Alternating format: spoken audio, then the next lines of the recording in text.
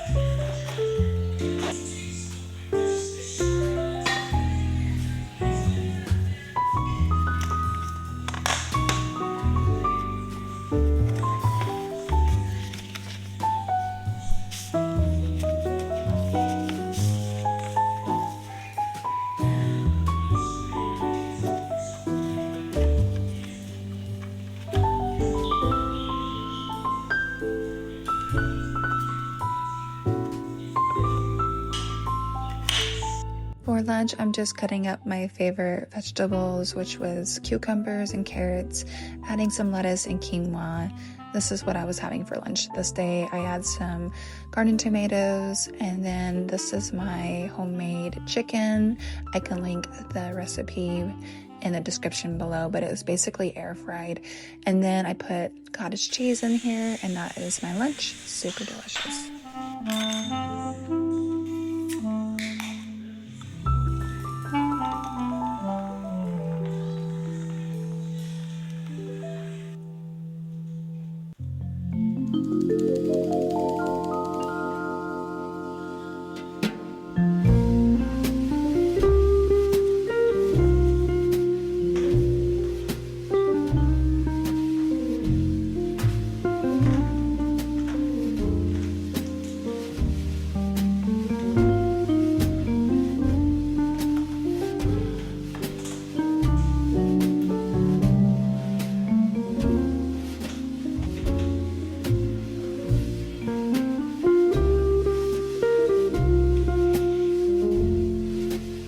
Today we moved into the kids' room and I am doing a full declutter with them. It's something I don't do all the time, really more like once a year, but every time we do it, it just feels like a reset. Things build up, they outgrow things, and before you know it, there's just more than they really use. So this is just a way to make things feel lighter again. As I'm going through this space, there's something I always try to do with my kids. Not perfectly and not every time, but as much as I can. Because I want them to slowly learn how to let things go in a thoughtful, healthy way. Just noticing what they use, what they love, and what they're ready to pass on. And this time, my son's room felt a little different. He's older now, and he's ready to let go of his toys.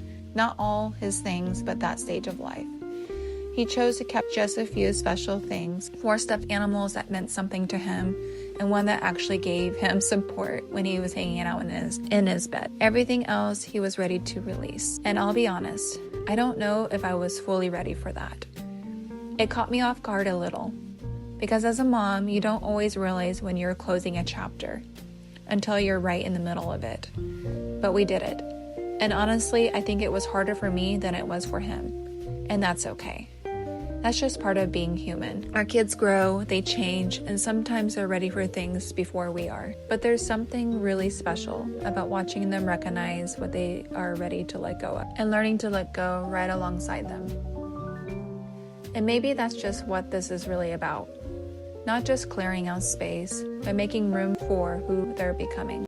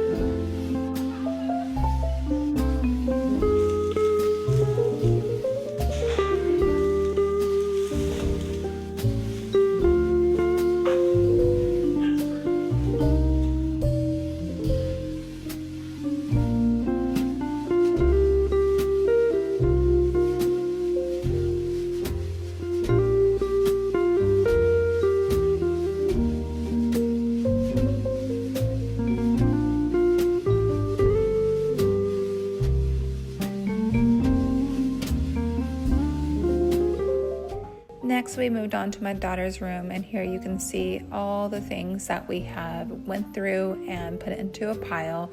Now it's just time to put everything in bags and organize what goes back.